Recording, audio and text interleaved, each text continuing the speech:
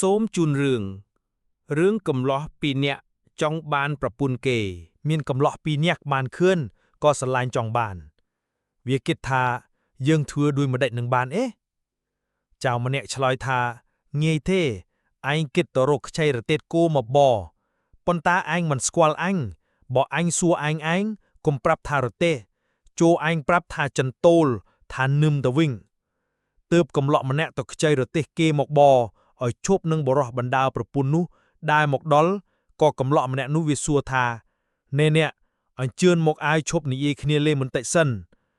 បរោះការប្រពន្ធថ្មីក៏ចូលទៅអង្គុយលេងលុះកំឡោះម្នាក់បរទេសមកដល់វាធ្វើជាសួរថានេះហៅអ្វីអ្នកបរោះប្តីប្រពន្ធឆ្លើយប្រាប់ថាគេហៅរទេសមែនឬអ្នក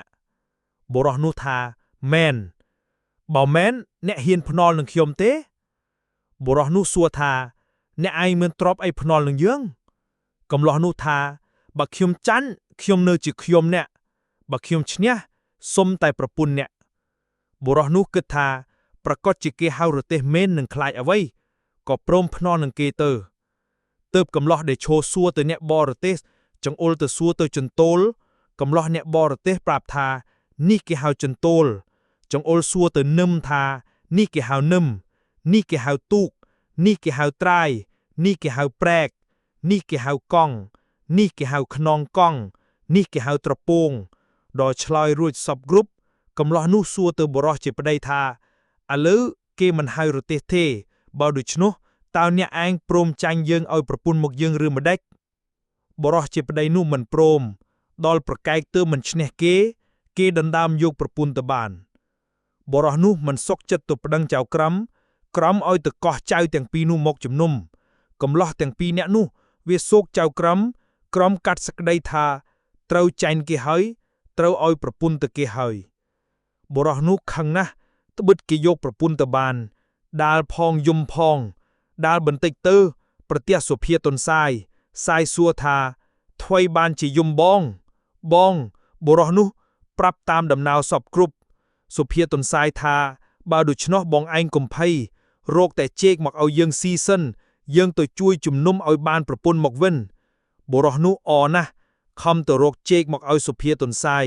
ស៊ីជែករួចហើយដើរទៅជាមួយបរោះនោះទៅដល់សួរចៅក្រមថាលោកកាត់សេចក្តីគេនោះតើដោយម្ដេចខ្លះចៅក្រមឆ្លើយប្រាប់តាមដំណើរសពគ្រប់សុភាទុនសាយថាលោកកាត់សេចក្តីមិនតន់អស់ទេ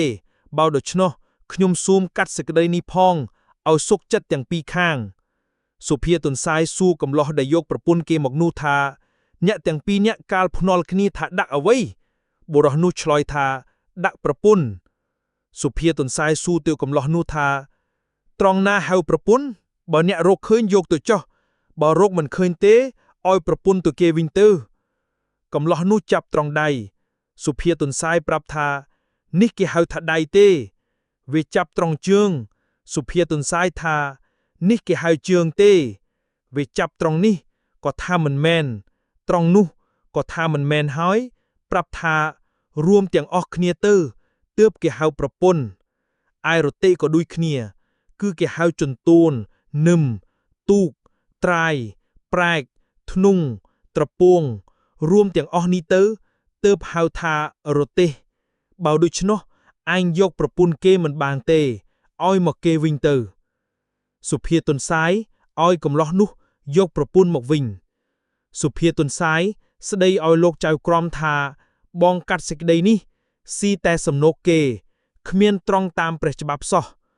បុរសនោះប្រាក់ប្រពន្ធមកវិញក៏អណាស់លើកដៃសំពះសុភាទុនសាយថាលោកកាត់សេចក្តីនេះពេញហៅត្រង់ហើយឲ្យលោកបានសម្បត្តិសួគ៌និព្វាន